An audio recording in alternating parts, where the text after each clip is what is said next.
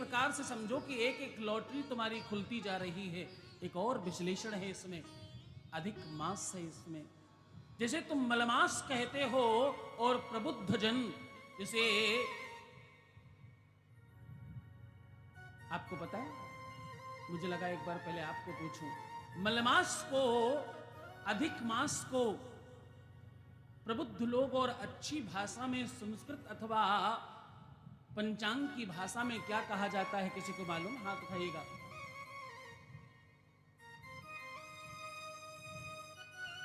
अच्छा, कुछ जरा जोर से बोलिए, क्या कहते हैं? सुनाई नहीं दिया,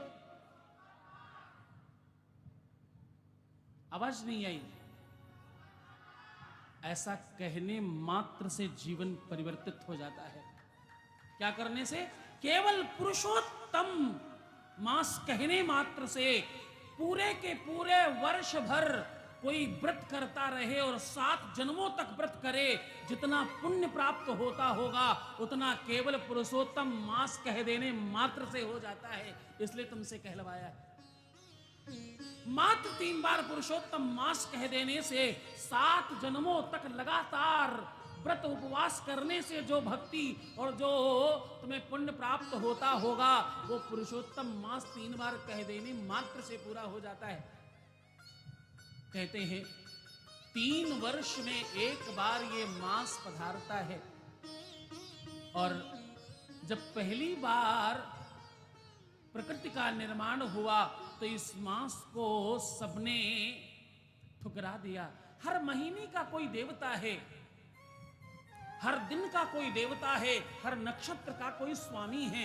इस महीने का कोई स्वामी नहीं था, इसलिए इसमें मंगल कार्य, मुंडन, कंछेदन, विवाह इत्यादि निषेध हो गया। यह मास दौड़कर भागकर विष्णु भगवान के पास गया। मैं बिल्कुल कम शब्दों में तुम्हें बता रहा हूं। उन्होंने इसे अपना नाम प्रदान किया। बोले जाओ, अब तुम्हारा नाम पुरुषोत्तम मास है।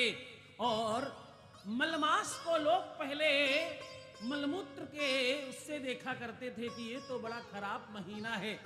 परमात्मा ने कहा कि हृदय की मलिनता को समाप्त करने का जो महीना है, अंतःकरण की पवित्रता का जो श्रेष्ठ महीना है, जिस महीने में सबसे ज्यादा पुण्यार्जन किया जाना चाहिए, एक बार नाम लेने से 1 कोटि यानी 1 करोड़ का लाभ होता है, वो महीना पुरुषोत्तम मास का महीना है।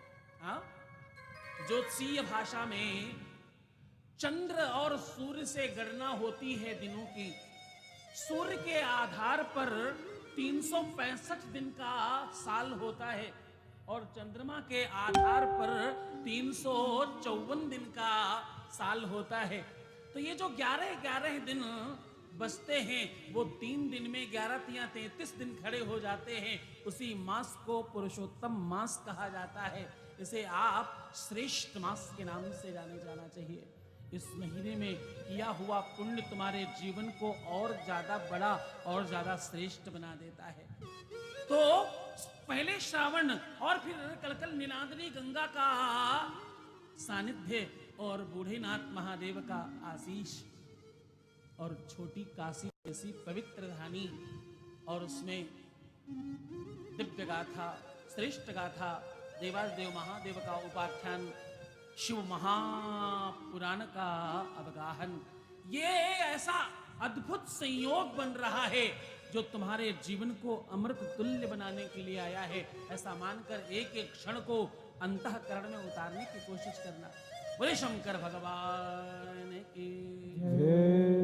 तुम्हें एक और बात बताऊं,